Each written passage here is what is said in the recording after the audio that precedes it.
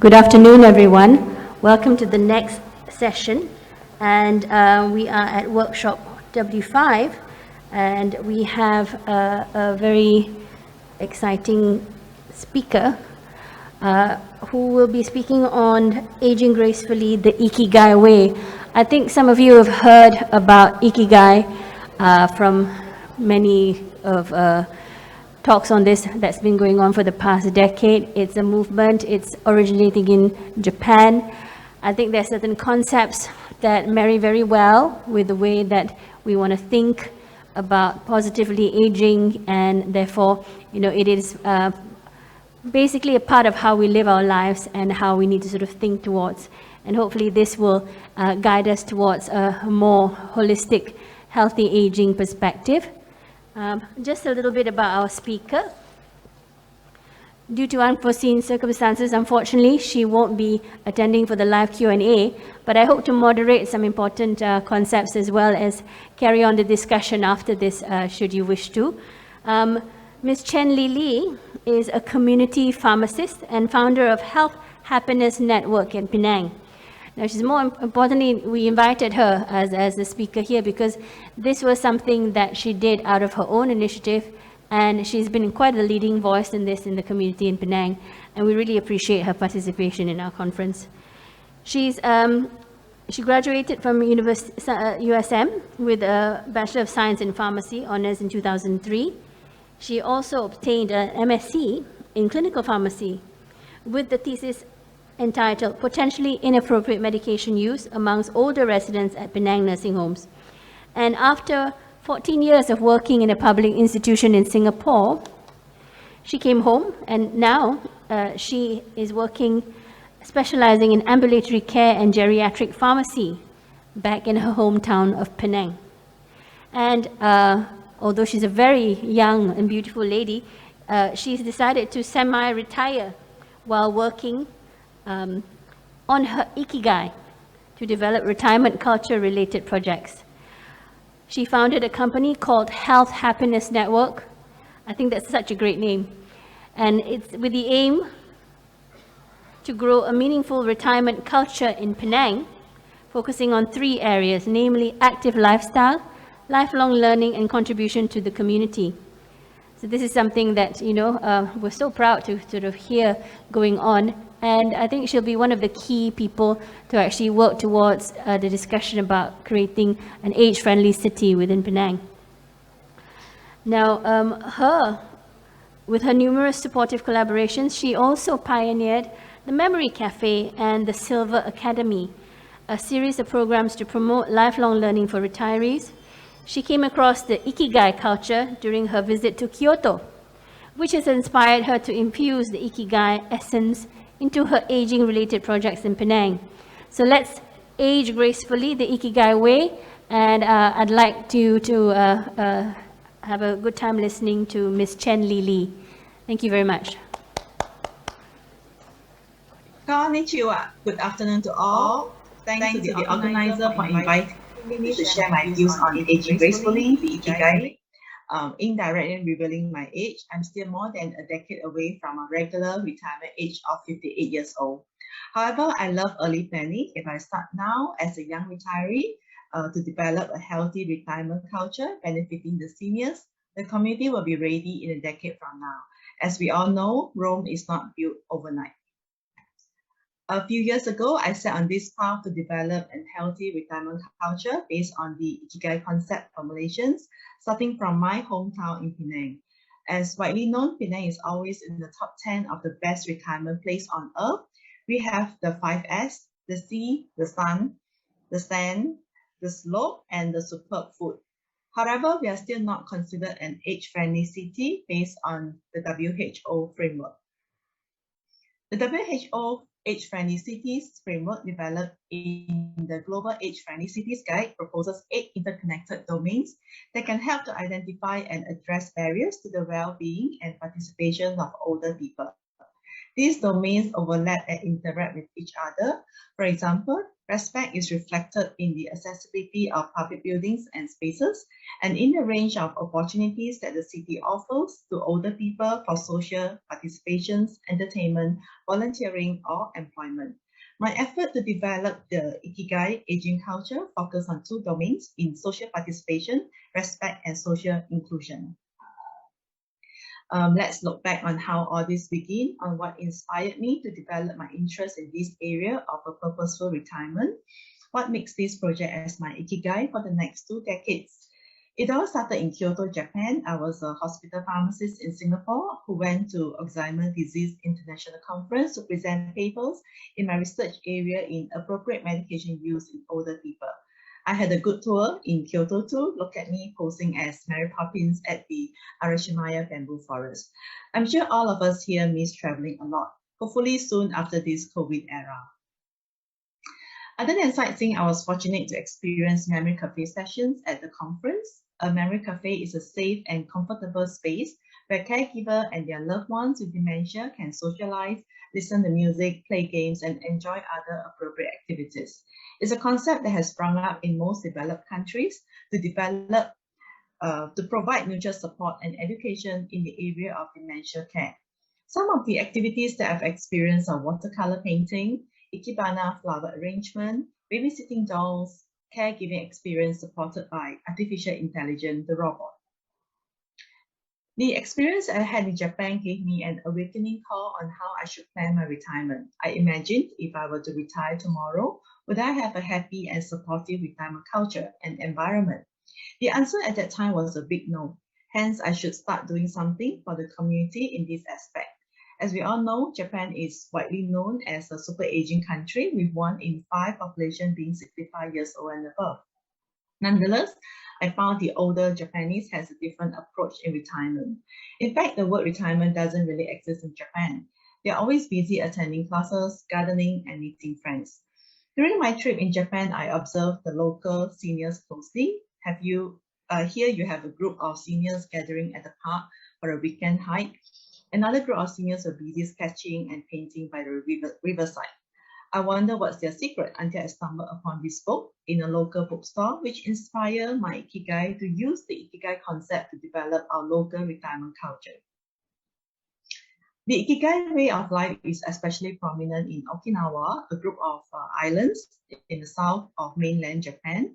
It has also been named the land of immortals because it has among the longest lifespan and highest rates of centenarians in the world. For years, researchers have tried to find the reasons behind a long and healthy life.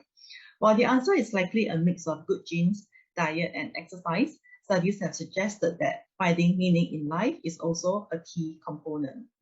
In a 2008 study from Tohoku University, researchers analyzed data for more than 50,000 participants aged 40 to 79 and found that those who reported having Ikigai in their life had reduced risk of cardiovascular diseases and lower mortality rates. Put another way, 95% of respondents who had Ikigai were still alive 7 years after the initial survey, compared to the 83% who didn't. So what is Ikigai? Ikigai is a Japanese term that roughly translates to reason for being, or in Japanese is often translated as having a sense of purpose. Ikigai is a balance found at the intersection where your passions and talents converge with the things that the world needs, and you get rewarded either in monetary terms or the feeling of fulfillment. The final element of Ikigai that a person might focus on is what they are most excited about achieving or creating, from knitting a sweater to home farming or working to end world hunger.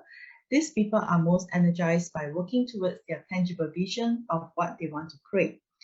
Regardless of big or small goals, these clear endpoints both focuses and energizes these people and give them a reason to jump out from their bed and go to work each day.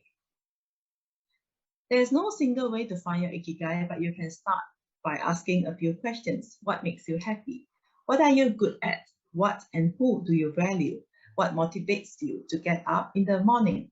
The author of this book, a neuroscientist, Dr. Ken Mogi, said finding Ikigai takes time. The secret is to learn the five core pillars of Ikigai, starting small and do every step with care, just like how the Japanese prized muskmelon are produced.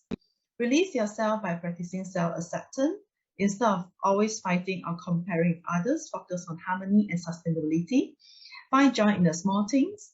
The morning air, the cup of coffee, or the ray of sunshine should be part of what motivates you to get up each morning.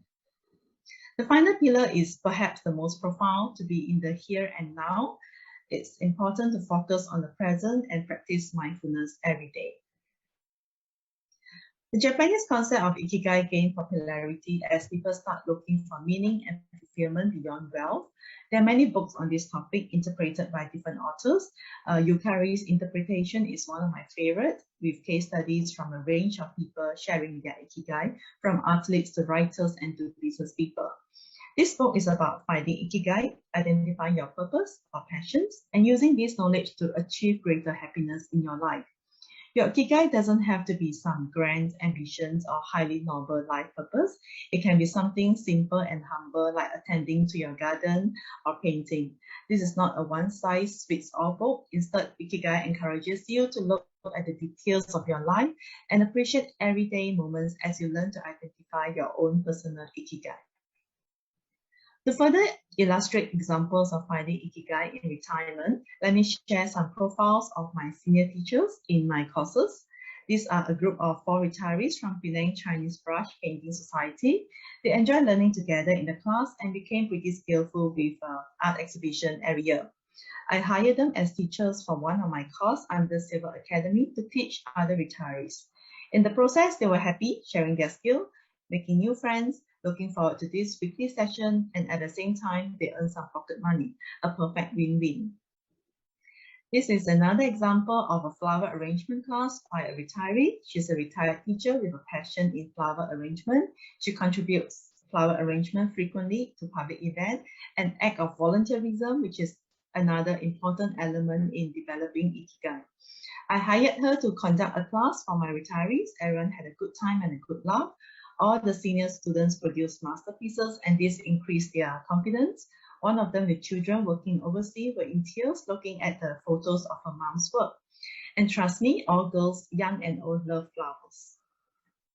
Madam Chia, a 70-year-old retiree, has great Nyonya cooking skills. She's one of my most active senior teachers, running my Nyonya cooking classes for seniors. Traditional Nyonya cooking is definitely a must skill to be retained and to be passed down to the younger generation. However, you must take your own risk when you attend this course. Some of the feedback from participants were weight gain after the 6 weeks course. This is 79 years old Uncle Tan, famous for his char kway teow or fried flat rice noodle, a popular Penang hawker dish. He was recently described by BBC as humble king of noodles. The write-up referred him as one of the oldest char kway teow legends in Malaysia, not to mention he was also featured in the newly released BBC Travels, 50 Reasons to Love the World in 2021. He has been doing what he loved for more than 60 years, which he said will continue on as long as his health permits. Uncle Tan still fires the work on his own each day for 2 hours now, starting from noon before passing the wok spatula to his son. Ikigai can be nurtured in the act of volunteerism too. Ikigai is about feeling your work makes a difference in other people's life. This is an example of an inspiring senior volunteer, Madam Teo, who supports senior living alone just by visiting and chatting with them to curb loneliness. This is her Ikigai, to volunteer her time and use what she's good at to help other seniors. How's a retiree doing here locally? Look around our seniors around us, our parents, our senior relatives, our older neighbors, our patients. Are they lonely with nothing to look forward to daily? Or are they busy with activities and classes? Meeting friends, playing with grandchildren, gardening at home, engaged in cooking for family, or even looking forward to a drama in Netflix, or attending classes such as Memory Cafe. I have a dream to hike Mount Fuji. I have another dream to develop an Ikigai retirement culture locally. Both are equally challenging. One of the Ikigai book author, Yukari, mentioned, when you can't climb higher by looking at the top of the mountain, look at the road you're walking on, and take one step at a time. The difficult time will end at some point. When we first started our project, there are challenges such as lack in awareness among local retirees on an alternative way to retire and changing the mindset of the seniors. We need to convince them that getting old can be fun. There are still many meaningful things that they can do given all the time that they have now. We are also faced with insufficient funding to run the programs and the classes. Nonetheless, I see these as manageable challenges. More activities for seniors from multiple parties are required to be conducted consistently and persistently in multiple locations island-wide. With the help of social media and spread of mouth, a healthy aging community will be developed over time. While focusing on the road to climb up Mount Fuji earlier, together with my partner, Dr. Alan, we started a small company to hit the ground first while we improve the process along the way. With a vision towards a happy and healthy retirement culture, we named our company Health and Happiness Network with the tagline, Find Your Ikigai. The name was inspired by Jack Ma's future prediction. Known as an entrepreneur who can foresee the future in 10 to 20 years from now, he said in one of his talks at the World Economic Conference, the business for the future is to focus on health and happiness. Our missions are to integrate passion, skill, talent, and purpose under one network, to promote lifelong learning, active lifestyle, and community contribution, and to help every senior to be happy and healthy by recovering their purpose. We started the whole journey in 2018 in baby steps. We were making good progress until early 2020 when COVID hit. As we are dealing with high-risk elderly group in our program, we had to stop all our physical workshops to focus on planning. Again, following what Jack Ma said, he advised businesses in 2020 COVID era, let's focus on staying alive first. Our plans and dream we can restart after this pandemic. We began exploring our vision using social media, a Facebook group as reservoir to collate ideas on global retirement culture and inspiring stories of retirees. Here we promote 3 cultures towards a healthy retirement, namely lifelong learning, active lifestyle, and community contribution. Ultimately, we hope to group like-minded retirees to retire in a retirement village. Focusing in Penang Island, our ideal retirement village will have to go vertical, but complete with supportive medical and nursing, social engagement activities, basic housekeeping support such as food, catering, laundry, and cleaning services. However, are our retirees ready to downsize and move into a retirement community? The place will be ready when the people are ready, a concept of placemaking. In our first private partnership, we are grateful to Localized Specialist Hospital in Penang for believing in our aspiration and supported us to launch the first memory cafe in Penang. We were supported with a venue, revenue to pay our artists, and administration while charging a minimal fee to our senior participants. We hire skillful mothers and or seniors to conduct classes. Little children following their trainer mothers may join too, hence promoting an intergenerational gathering. Our fortnightly session will always fully book to a 20 pax capacity. This is our Chinese brush painting class. As you can see, given the chance and a supportive environment, every senior is an artist. These are some of our classes with little children joining. Seniors love them. They added joy to our sessions. In the photo far right, my retired primary school teacher heard of the program and came too. With the success of Memory Cafe, we have attracted collaborators to spin the initiative further. Together with the Active 60 founder, we launched Silver Academy Malaysia, a 6-week course to promote lifelong learning. The course trainer hired must be a retiree, hence promoting a concept of seniors training the seniors. Here's a promotional video to illustrate further the program in Silver Academy.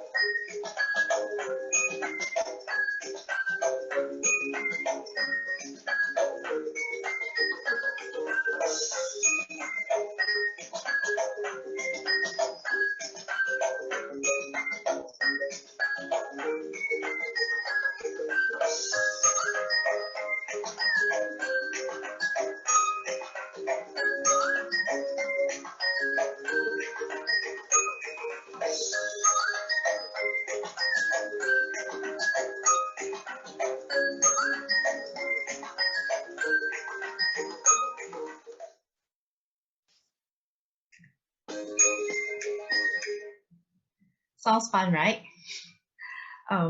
Volunteerism is an important element in developing Ikigai. We ran a yearly program to raise adult diapers for NGO nursing homes.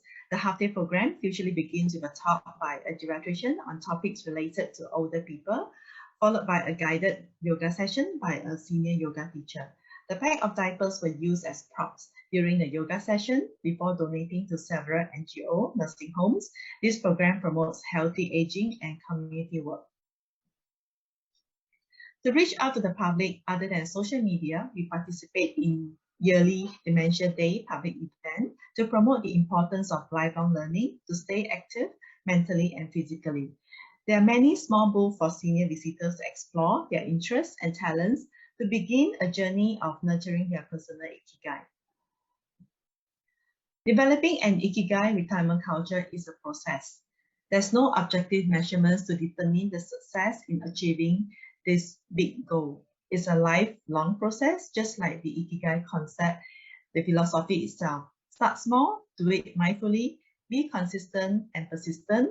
The culture will flourish with time. Yeah, with this, I thank you.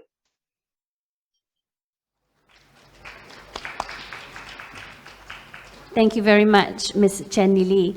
Now, as I said earlier, she sends her utmost apologies for not being able to be here. So I've got so many questions for her, but certainly those who are virtually online, you can also capture this recording later on at 10 p.m. and it's available for a month.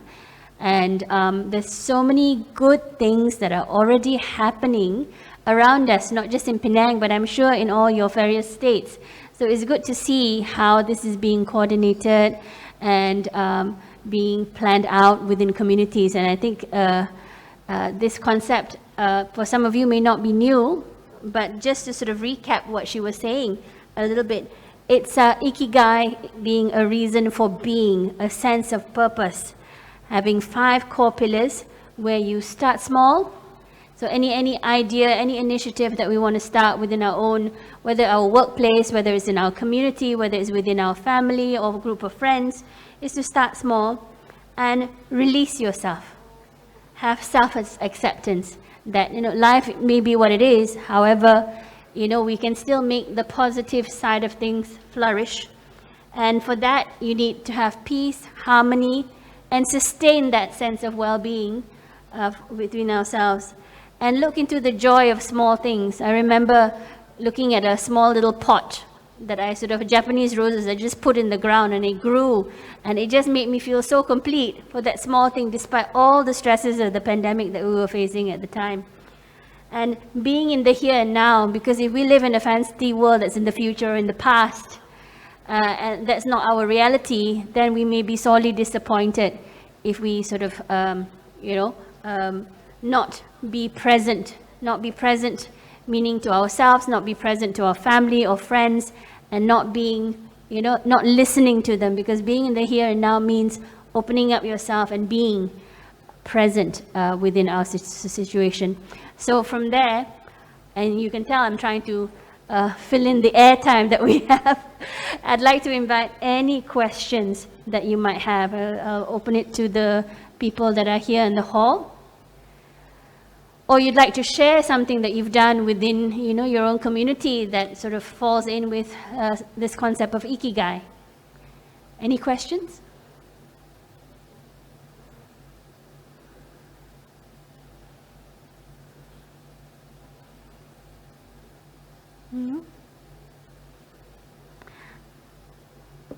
she mentioned a lot about the Health Happiness Network, which is the company that she founded alongside her husband. Incidentally, her husband is for those of you in Penang, your resident consultant geriatrician. He works in Lo Guan Lai Hospital, and he's also working in Seberang Jaya Hospital as one of the public geriatricians there too. And I think he does things a lot. Both of them are an exceptional couple who have done things outside the box and have really, really translated their service to the community, not just in their, duties as a pharmacist and geriatrician.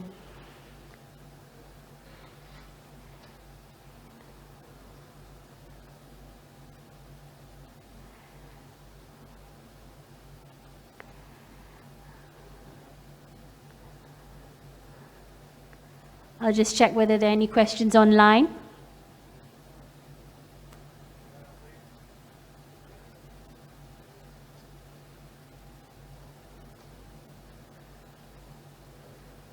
I'm happy to answer them. I may not be the subject matter specialist, but I'm quite good in being in the here and now. Too much of a dose of reality, I'm told.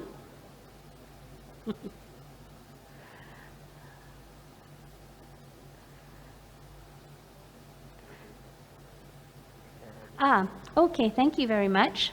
I've got a question here from AJ. Thank you, AJ, for asking the question. What are the challenges of conducting programs for the elderly? Now, I guess it is to actually, it would depend on what program that would be and in what time you're doing it at, because, as you say, we all age differently in different ways.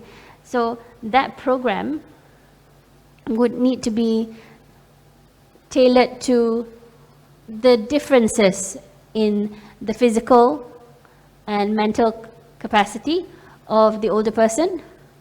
I think one of the best things to overcome is to not prescribe what you think should happen within the program. I feel it is to try and get a consensus as to what people want to do, whether it's a physical activity program and what is the availability and their ability to actually contribute or perform within the program and then be sustainable. I guess if you're going to conduct any program, it would be important to have a team that would actually recce and see what people actually want out of it, and then create something and then look into ways to make it innovative, accessible, inclusive, and most importantly, sustainable. Next question is from, I hope that answered your question. Next question, Home GP.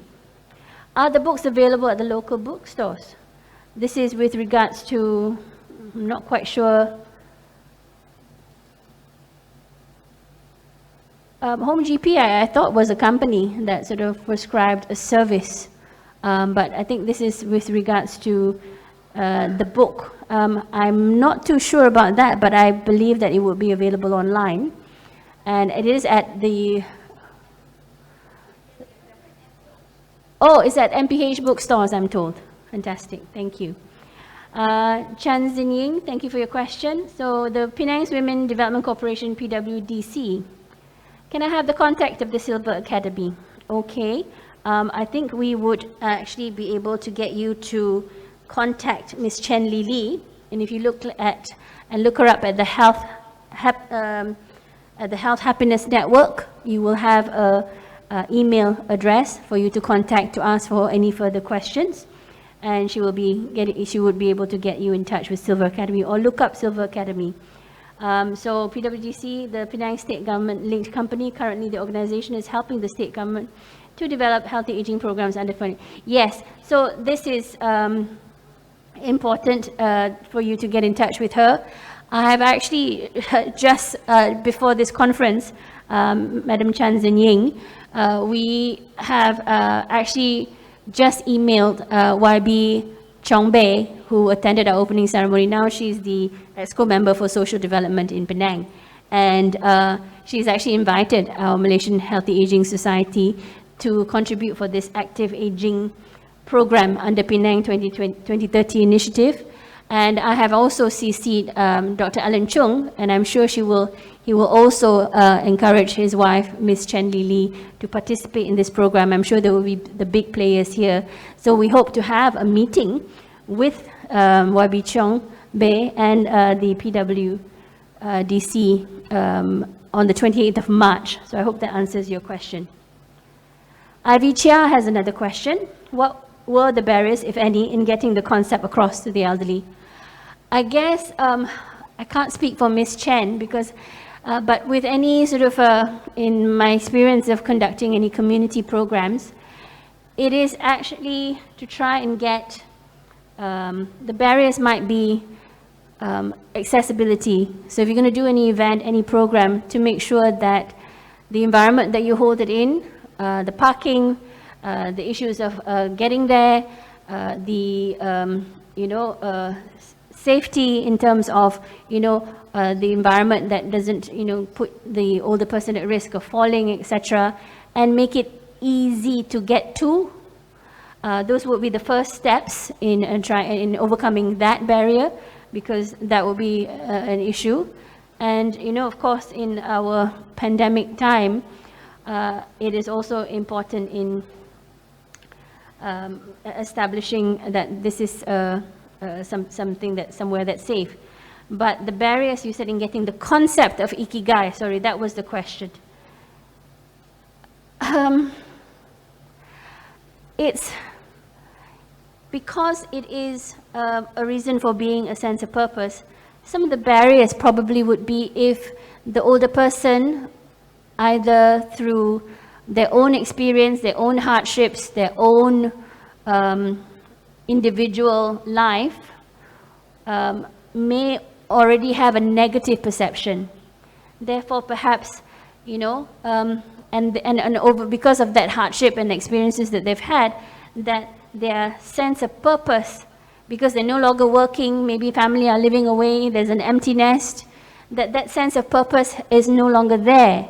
So it is very, very important to cultivate what is important to them in order to have new reasons for being, because a lot of, especially, retired women and men too, when the children leave the nest, when you're no longer working, they're at a loss, and this loss can lead to depression, inactivity, adapting to, adopting unhealthy lifestyles, being more sedentary, not going out as much as they used to. So we've got to get people out of that rut.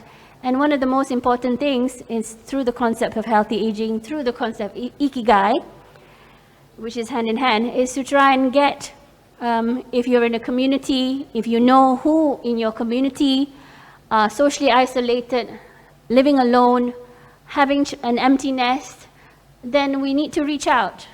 We do need to reach out and get them together in some way or form and connect them to social activities, connect them to, things like, I think throughout this conference we've had a couple of speakers, and one of them were talking about a community edible garden. So we've had a couple of people within my own neighborhood in Kuala Lumpur and TTDI that were socially isolated, and our residents association conducted sort of a community garden event. So every weekend they open up the gardens, you can come and harvest the plants, you can come and sit and have coffee, you can buy things, you can meet your friends, you can look and enjoy the nature, the flowers in an open space, safe, good SOPs. So if you live in your community and you feel that you want to start something, appeal to your residents association, and we have sort of outlined ways in which you can work with your municipal council. Make sure that your municipal council works for you, because it's there for the community, and draw out, and I hope some of you have gotten some tips from a lot of our talks on how to strategize to get community engagement going on. And this will bring about naturally the concept of sense of purpose, reason for being, what Ikigai is about. So Sorry, I went on a bit. So there's, are there any established retirement communities in Malaysia? Certainly there are. I think this is up and coming. However, this is a lot of which are being looked at from an aging market lens. We need to sort of look and see, because there are many different, what you call brackets of cost attached to retirement homes. And I think there are some really good ones there. And as what Ms. Chen Lily was talking about with the Silver Academy, they're working with the developments that are going on in Penang and trying to see whether, you know, although it's an upscale and sort of apartment kind of concept, but what's attached to the apartment is home care, nursing care, you know, pharmacy being inside to having a sort of a cohesive network of care should you need it as a resident within a retirement home. Does Ms. Chan have a branch here in KL? No, I'm afraid not, but we may invite her, and we actually include her in a lot of our Malaysian Congress of Geriatric Medicine, which with other health professionals and geriatricians. She does come, and so please look out for our next Malaysian Society of Geriatric Medicine conference, which is going on in Kuching, but we have our headquarters in KL as well, so Ms. Chen is very much a part of that, as well as her husband, Dr. Alan Chung. Balkis from UKM, thank you for your question. My question is not really on Ikigai, but Prof's earlier session, accelerated aging. Okay, you had to bring that in, thank you. What's your opinion on resilience and coping mechanism in slowing down the clock ticking? And what can we do to promote resilience among the older adults as part of protective factors? Okay. I mean, resilience and coping is so important. I can quote a paper that cardiovascular disease, meaning those with heart problems, hypertension, hyperlipidemia, etc., and the whole spectrum of cardiovascular or ischemic heart disease, tends to accelerate your aging. And they have found that the concept of frailty or lack of resilience is actually very much associated with social factors. Social factors, lifestyle factors are huge in actually driving externally, though, these cardiovascular risks that lead on to loss of resilience and frailty in older people. So that, you know, as you know, cardiovascular disease, you know, your clock is ticking, it's like a time bomb. So if you equate the two and look into what are the social factors meaning lack of health care access, lack of health literacy on how to eat, on age well, lack of finances to support your old age, all those actually weigh heavily on your future health care. So it's very, very important to look into protective factors, having green spaces around our community, work with your community to try and engage people who are socially isolated. Try and find ways, especially during the pandemic, a lot of older people cannot get to hospital. Find out who they are, where they are. Find out how they can renew their prescriptions. Find out whether they're getting enough food. All these actually help prevent people being admitted to hospital. And that increases their frailty risk. So I hope that answered your question. Dr. Juso from Pasir Mas. Thank you, Dr. Juso. Interagencies and NGO collaborations are one of the key roles for successful aging objectives. Test. Oh, sorry, you're all I'm sorry, is there a question in this? Yes, it does. Oh, so it's a statement. Thank you, Dr. Juso. I would agree.